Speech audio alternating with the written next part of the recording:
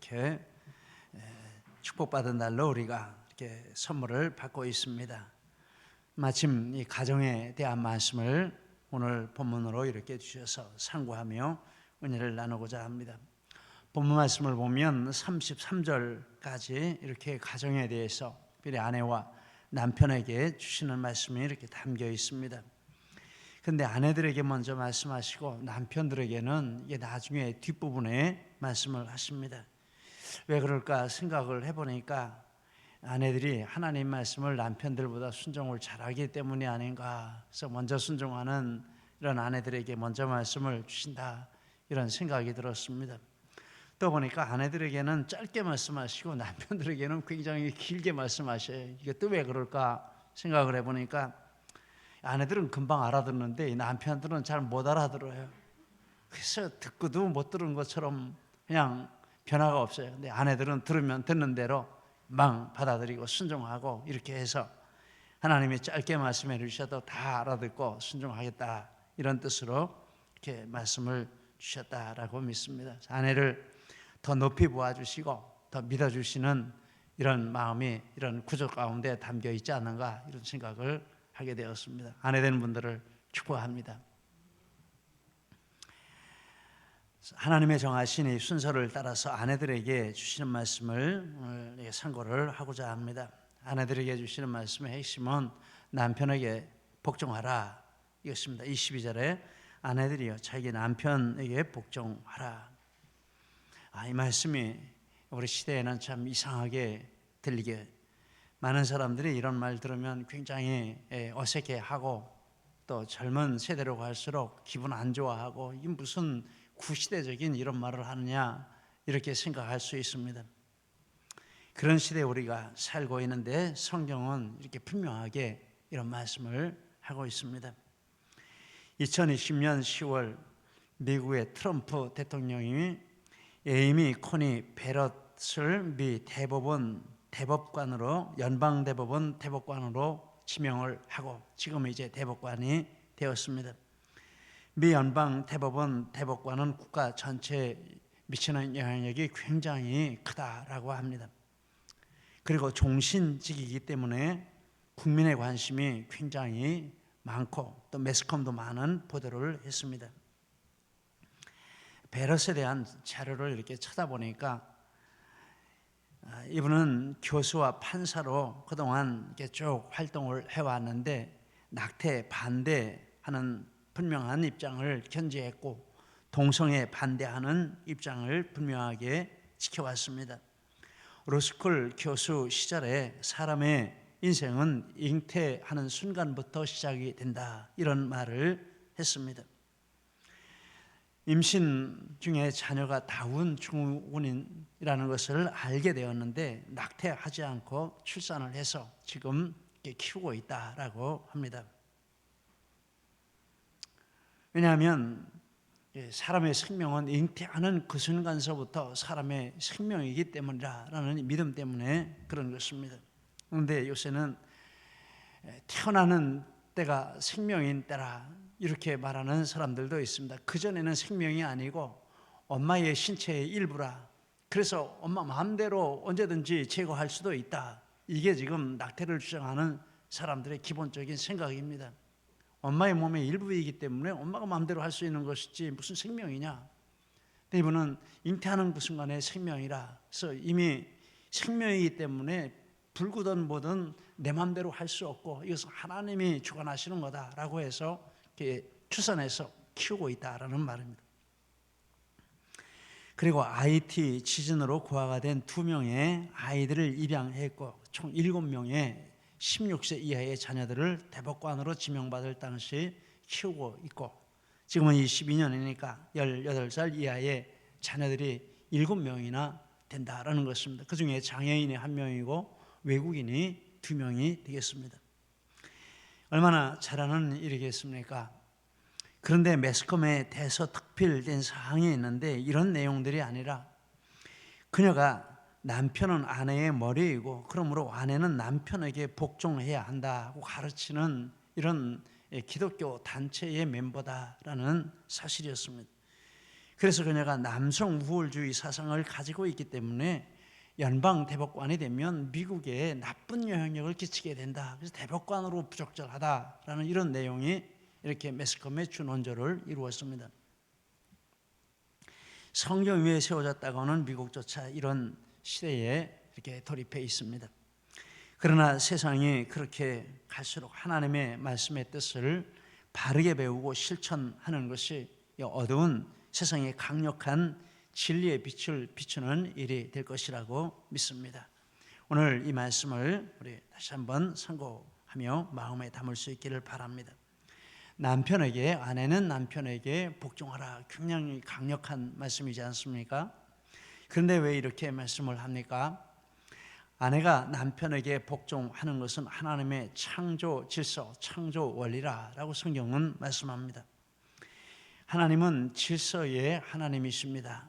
고린도전서 14장 30절 이하에 하나님은 무질서의 하나님이 아니시오. 40절에 모든 것을 질서 있게 하라. 질서는 무엇입니까? 질서의 기본 뜻은 군대가 지휘관의 명령에 일사불란하게 움직이는, 복종해서 움직이는 그것을 가리키는 용어입니다.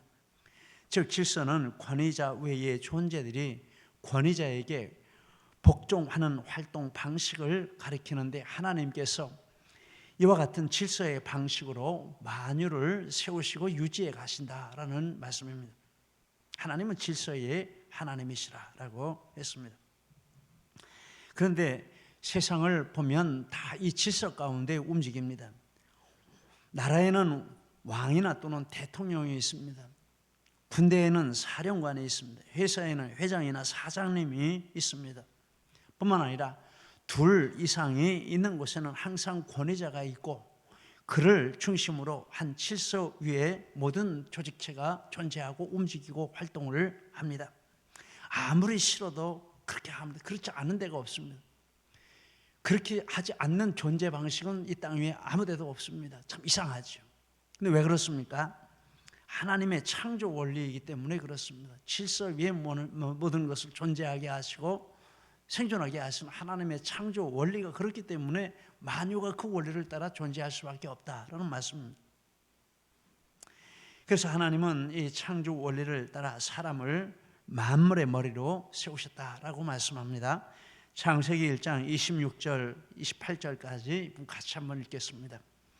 하나님이 이르시되 우리의 형상을 따라 우리의 모양대로 우리가 사람을 만들고 그들로 바다의 물고기와 하늘의 새와 가축과 온 땅과 땅에 기는 모든 것을 다스리게 하자 하시고, 자기 형상 곧 하나님의 형상대로 사람을 창조하시되 남자와 여자를 창조하시고, 하나님이 그들에게 복을 주시며 하나님이 그들에게 이르시되 생육하고 번성하여 땅에 충만하라.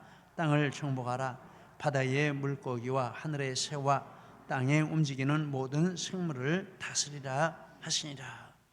그래서 이 땅에 여러 종류의 동물군이 살고 있지만 그 모든 것들이 다 사람의 권위에 복종합니다.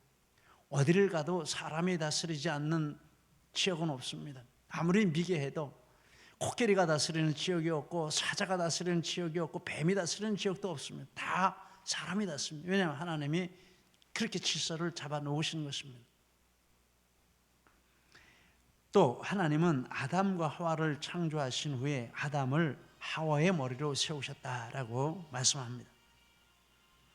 하나님은 아담을 먼저 창조하시고 하와를 나중에 창조하셨습니다. 창세기 2장 21절 이하에 여호와 하나님이 아담을 깊이 잠들게 하시니 잠들매 그가 그 갈빗대 하나를 취하고 살로 대신 채우시고 여호와 하나님이 아담에게서 취하신 그 갈빗대로 여자를 만드시고 그를 아담에게로 이끌어 오시니, 여기에 대한 해석을 신약에서 말씀을 합니다.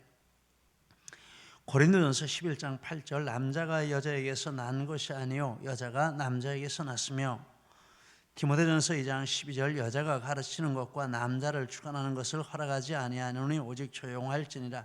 이는 아담이 먼저 지음을 받고 하와가 그 후며라고 했습니다. 유교학자들은 사회를 존재하게 하는 8가지 이 도덕 원리, 존재하는 질서를 발견을 해서 그것을 삼강오륜이라는 이런 문장으로 표현을 했습니다. 이 유교의 이런 핵심은 이 땅의 질서를 발견해서 그것을 더 공고하게 하는 것이었습니다. 이 삼강오륜입니다. 그 중에 중요한 하나가 장유유서라는 원칙입니다. 연장자가 있고 연소자가 있으면 연장자가 권위자가 되는 이것이 세상의 일반적인 질서입니다. 특별한 경우가 아니면 그들이 발견한 것은 하나님의 이 창조 질서의 한 면을 발견한 것이다 라고 보겠습니다. 그리고 하나님은 하와를 아담을 돕는 배필로 창조하셨다라고 말합니다. 창세기 2장 18절 여호와 하나님이 이르시되 사람이 혼자 사는 것이 좋지 아니하니 내가 그를 위하여 돕는 배필을 지으리라. 고린도전서 11장 9절에 이렇게 해석합니다. 남자가 여자를 위하여 치움을 받지 아니하고 여자가 남자를 위하여 치움을 받은 것이니 즉 남편을 권위자로 아내를 돕는 자로 세우신 것이 하나님의 창조 질서라라고 말씀을 하시는 것입니다. 이 질서를 깨뜨리면 어떻게 되겠습니까? 문제가 생깁니다. 하와가 하나님께서 세우신 창조 질서를 깨뜨렸습니다. 그때 죄에 빠졌습니다. 디모데전서 2장 14절에 아담이 속은 것이 아니고 여자가 속아 죄에 빠졌음이라 라고 했습니다. 창세기 3장에 보면 뱀 즉 사단이 하와를 찾아가서 미혹을 했습니다. 하와는 그 사단의 미혹하는 문제를 아담에게 말하지 않고 자기 혼자 생각하고 판단하고 대답하고 선악과를 따먹는 행동까지 했습니다. 창세기 3장 6절에 보면 아담이 하와와 함께 있었다라고 말합니다. 즉 아담이 멀리 있어서 의논하지 못한 것이 아니고 의도적으로 아담과 의논하지 않은 것입니다. 즉 아담의 머리 되는 그것을 의적으로 무시했다라는 것입니다. 여기서 멈춘 것이 아니고 남편에게도 주어서 먹게 했다라고 합니다. 즉 하와가 의지적으로 아담의 머리가 된 것입니다. 그 결과가 바로 디모데전서 2장 14절입니다. 아담이 속은 것이 아니고 여자가 속아 죄에 빠졌습니다. 그렇게 했을 때 하와가 사탄에게 속아서 죄에 빠지고 남편과 전 인류를 죄에 빠뜨리는 이런 결과가 왔다라고 말씀을 합니다. 이렇게 하나님의 창조 질서는 아담을 머리로 세우고 하와를 그에게 복종하는 자리에 두신 것이라고 말합니다. 또 아내가 남편에게 복종하는 것은 하나님의 구속 원리라고 말씀을 합니다. 본문 우리가 읽은 말씀 23절에 이는 남편이 아내의 머리됨이 그리스도께서 교회의 머리됨과 같음이니 그가 바로 몸의 구주시라라고 했습니다. 하나님께서 그리스도를 교회의 머리로 삼으셨습니다. 즉 교회가 그리스도를 통해서 하나님의 뜻을 받고 또 모든 풍성한 은혜와 축복을 누리게 하신 것입니다. 하나님은 이와 같이 남편으로 아내의 머리가 되게 하셨다라고 말씀합니다. 아내가 남편을 통해서 모든 풍성한 은혜와 축복을 누리게 하셨다라고 말씀합니다. 그러므로 교회가 그리스도에게 하듯 아내들도 자기 남편에게 복종하라 24절 말씀을 하고 있습니다. 창조 질서의 원리이고 구원 질서의 원리, 이중적인 하나님의 질서가 이렇다라고 말씀을 하고 있습니다. 그런데 이것을 파괴하는 것은 위에서도 보았지만 죄가 이 원리를 파괴합니다.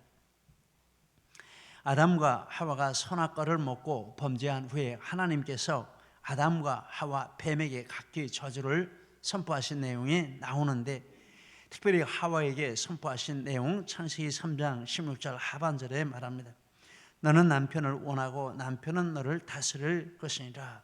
너는 남편을 원한다라는 이 말을 구약학자들은 남편을 지배하고 통제하고 자기에게 복종하게 만들려는 욕망이 가득하게 된다라고 해석을 했습니다. 그러나 남편은 너를 다스릴 것이라. 그런데 남편은 거기에 또 항복하지 않는다라는 것입니다. 그래서 공동번역에 이렇게 말합니다. 남편을 마음대로 주무르고 싶겠지만 도리어 남편의 손아귀에 들리라. 새 번역은 내가 남편을 지배하려고 해도 남편이 너를 다스릴 것이라. 이게 우리의 현실이라는 것입니다. 가정마다 평안하지 못한 이유를 찾아보면 바로 여기에 있습니다. 그리고 이런 사회가 이런 소용돌이에 휘말리는 이유도 여기에 있습니다. 언제나 어디서나 시대와 장소를 불문하고 일어나는 이 현상의 배후가 이것입니다. 남성 우월주의도 여기서 나오고 극단적인 페미니즘도 여기서 생겨납니다. 우리나라는 기독교가 들어오기 전에 절대 남성 우월주의 사회였습니다. 죄가 들어오고 죄가 남성 우월주의를 강조하게 될 때 여성을 억압하게 하는 이것으로 나타나는 것입니다. 죄가 들어오고 죄가 여성을 움직이게 될 때 남성의 이 주권에 도전하는 이것으로 나타나게 되는 것입니다. 그런데 기독교가 들어와서 교육, 정치, 직업 분야 또 그 외의 모든 분야에서 여성의 인권이 크게 신장되는 축복을 받았습니다. 최근에 극단적인 페미니즘의 영향으로 젊은 남성들과 젊은 여성들이 서로 대적하는 이런 사회 양상이 나타나게 되었습니다. 이대남, 이대녀, 이래서 처음에는 그 말이 무슨 뜻인지 몰랐는데 나중에 보니까 20대 남자, 20대 여자 이런 뜻입니다. 그래서 이대남하고 이대녀하고 서로 원수로 삼고 서로 공격을 합니다. 서로 혐오함, 남혐이라고 합니다. 20대 여자가 남자를 혐오하는 것이고 여혐이라고 합니다. 20대 남자가 여성을 혐오하는 것이고 이런 시대에 살고 있습니다. 정치인들이 또 이것을 악용을 해서 표를 얻으려고 합니다. 이대녀는 이쪽을 지지하고 이대남은 저쪽을 지지하고 뭐 이런 내용들이 이렇게 나오고 있습니다. 참 문제가 많습니다. 이렇게 된 그 근본 속에는 그 마음들 가운데 죄가 있기 때문이라는 것입니다. 죄가 들어오고 나서 이 질서에 대해서 거부하고 또 반역하고 이 질서를 왜곡시키는 이런 일들이 이 땅에 가득하게 되었다라는 것입니다. 그래서 이것을 하나님이 계획하신 본래의 질서대로 본래의 관계대로 회복하는 그 방법은 죄 문제를 해결하는 것인데 22절에 이렇게 말씀합니다. 아내들이여 자기 남편에게 복종하기를 주께 하듯 하라. 주께 하듯 하라. 이 말씀을 몇 가지로 이렇게 상고를 해보았습니다. 첫째, 그리스도인 아내들은 예수님을 자신의 주이심을 분명하게 믿는 사람들입니다. 즉 예수 그리스도의 은혜로 구원받았고 자기의 주권이 그리스도께 있음을 분명하게 고백하는 사람입니다. 그렇게 고백할 때 그 고백의 터 위에서, 믿음의 터 위에서 주님이 자신과 남편을 부부로 짝지어 주심을 믿고 한 몸 되게 하신 것을 믿고 그 몸에서 남편을 머리에 위치해 두셨다라는 것을 믿는다라는 것입니다. 죽게 하듯 하라라는 말이 그런 의미를 가지고 있습니다. 그런데 몸의 모든 지체는 이 머리가 머리 되는 것을 절대 부정하지 않습니다.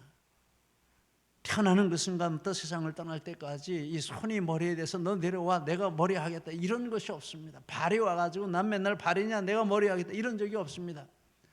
머리가 아무리 못나고 못생겼어도 머리는 머리를 인정합니다. 몸이 모두 머리의 명령에 따라서 그대로 존재하고 움직이고 활동합니다. 어떤 갈등도 이 머리와 몸의 사이에서 존재할 수 없습니다. 있을 수가 없습니다. 있지도 않습니다.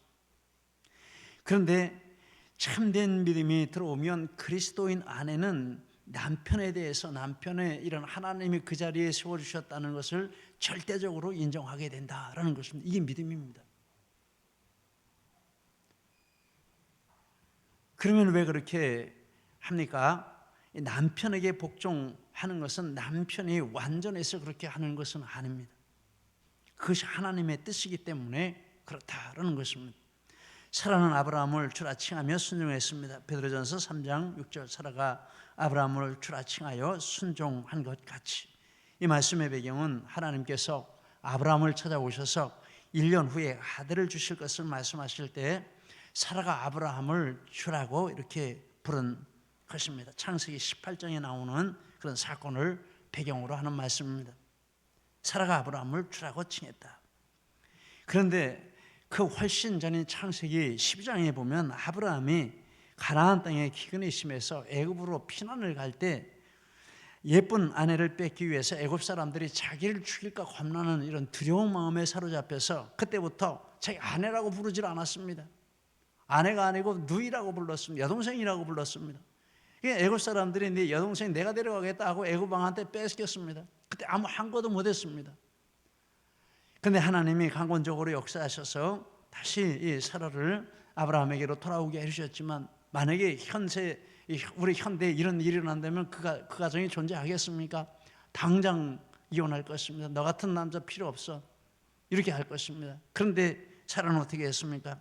이처럼 비겁한 아브라함이지만 사라는 아브라함을 변함없이 주라고 이렇게 부르고, 즉 머리가 되는 이 주권이 이 아브라함에게 있는 것을 그래도 인정을 했다라는 말씀입니다.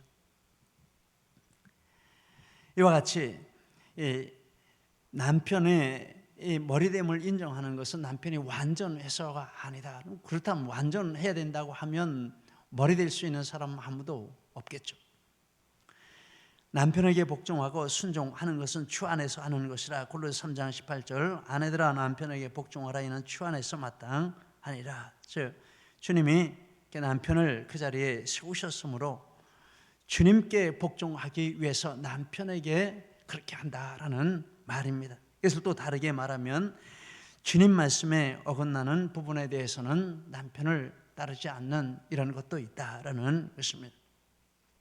그리고 자신도 불완전함을 인식하고 자신의 내면 가꾸기를 힘쓴다라는 뜻도 있습니다. 베드로전서 3장 3절로 5절 우리 같이 한번 읽겠습니다. 너희의 단장은 머리를 꾸미고 금을 차고 아름다운 옷을 입는 외모로 하지 말고 오직 마음에 숨은 사람을 온유하고 안정한 심령에 썩지 아니할 것으로 하라. 이는 하나님 앞에 값진 것이니라. 전에 하나님께 소망을 두었던 거룩한 부녀들도 이와 같이 자기 남편에게 순종함으로 자기를 단장하였나니, 자기 믿음을 이렇게 속사람을 가꾸고 온전하게 하고 더 거룩하게 하는 이것은 그 남편에게 더 온전하게 순종하기 위한 것이라 이렇게 했습니다. 믿음이 들어가고 또 성숙하면 남편의 주권자인 것을 더 인정하게 된다라는 것입니다. 존경하게 되고 인정하게 되고. 여러분은 행복하지 않겠습니까? 아름답지 않습니까? 한 걸음 더 나아가서 믿지 않는 남편을 둔 믿는 아내는 남편 구원을 위해서 믿지 않는 남편이지만 더 남편을 인정하고 섬긴다라고 말합니다. 고린도전서 7장 13절 이하에 어떤 여자에게 믿지 아니하는 남편이 있어 아내와 함께 살기를 좋아하거든 그 남편을 버리지 말라. 믿지 아니하는 남편이 아내로 말미암아 거룩하게 되고. 아마 서로 불신인 상태에서 만나 결혼을 했는데 아내가 먼저 믿었던 것 같습니다. 그런데 이제 이혼을 해야 되나 이렇게 하는데 그거 아니다. 더 잘 섬겨서 남편도 믿게 하라. 이런 말씀하시는 것이죠. 베드로전서 3장 1절 2절 아내들아 이와 같이 자기 남편에게 순종하라. 이는 혹 말씀을 순종하지 않는 자라도 말로 말미암지 않고 아내의 행실로 말미암아 구원을 받게 하려 함이니 너희의 두려워하며 정결한 행실을 봄이라 라고 했습니다. 믿지 않고 막 남편이 아내를 구박하고 막 윽박지르고 소유처럼 이렇게 인격적인 대우를 안 해주는데, 남편이 예수님을 믿고 나서 아내가 예수님 믿고 나서 더 남편을 더 사랑하고 또 공경하고 또 순종하고 더 잘 섬겨요. 그럼 어떻게 되겠습니까? 와, 정말 이 사람이 믿는 예수가 진짜 하나님이신가 보다. 이렇게 이 사람을 변화시켜준 하나님이시라면 나도 믿어야 되겠다. 이렇게 된다라는 것입니다. 한 여성도가 남편의 박해를 받으면서 예수님을 믿었습니다. 남편은 사사건건이 택집을 잡고 교회를 못 나가게 했습니다. 그러나 아내는 흔들리지 않고 예배를 나갔습니다. 새벽 기도까지 나갔습니다. 남편은 더욱 심하게 핍박했습니다. 그런데 아내는 다른 모든 일에는 남편에게 절대 순종하고 따랐지만은 예배만큼 믿음만큼은 양보하지 않았습니다. 무슨 일이 있어도 주일 예배는 가고 무슨 일이 있어도 또 새벽 기도는 가고 이렇게 했습니다. 그런데 새벽 기도에 나갈 때 언제부터인가 남편의 신발을 품에 안고 와서 기도할 때 앞에다 내놓고 하나님 이 신발의 임자가 예수 잘 믿게 해주세요. 이런 기도를 했다고 합니다. 눈물로 오랫동안 기도를 했는데, 그런데 하나님의 때가 되니까 하나님께서 남편의 마음을 어루만져 주시고 그동안 박해한 것을 회개하게 하시고, 또 아내를 따라 교회 나와서 예수 잘 믿게 하시고 장로 직분까지 받게 해주셨다, 이런 이야기를 들었습니다. 오늘 방송에서 이런 이야기를 들었는데, 제자반에서 이제 이런 이야기를 나누었는데, 우리 최성목 집사님이 목사님 그게 우리 부모님 이야기입니다, 그렇게 얘기를 하더라고요. 제 일부 예배 때 집사님 그런 말씀했죠? 그랬더니 그랬다고 이렇게 고개를 끄덕끄덕 했습니다. 아버님은 이제 설천하셨고 하나님 나라 가셨고, 어머님은 아직 이렇게 생존해 계십니다. 저 아름답지 않습니까? 아내의 행실로 말미암아 구원을 받게 하려 하니 너희의 두려워하며 정결한 행실을 범이라. 즉 하나님 앞에 예수님이 주인이시기 때문에 예수님의 명령을 따라서 이와 같이 절대적으로 남편을 사랑하고 섬기는 방식이 바로 이것이다 라는 것입니다. 이렇게 할 때 하나님이 남편에게도 역사하시고, 정말 머리된 자리에 하나님이 본래 계획하셨던 그런 머리로서 존재하는 이런 축복을 하나님이 주신다라는 말씀입니다. 오늘 본문을 다시 한번 같이 읽겠습니다. 22절부터 24절까지 같이 읽겠습니다. 아내들이여 자기 남편에게 복종하기를 주께 하듯하라. 이는 남편이 아내의 머리됨이 그리스도께서 교회의 머리됨과 같음이니 그가 바로 몸의 구주시니라. 그러므로 교회가 그리스도에게 하듯 아내도 범사에 자기 남편에게 복종하라.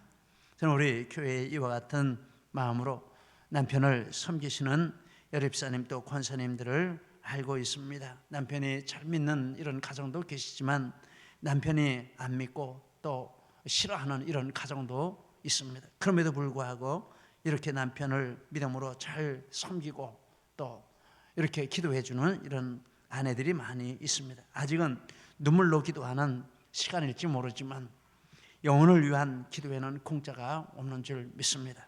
하나님께서 반드시 역사하시고 은혜 주시고, 하나님이 애초에 이렇게 부부를 만드실 때 그 마음에 남편을 머리로 세우시고 아내를 복종하는 자리에 세우신 그 놀라운 교회가 축복하신 역사가 반드시 그 기도응답으로 이루어질 줄 믿습니다.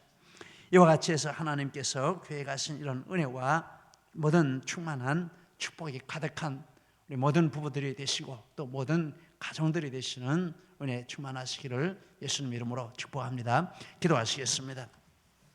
우리 이 말씀 붙들고 함께 기도하시겠습니다. 특별히 내게 주신 말씀이 있으시면 그 말씀 붙들고 기도하시겠습니다.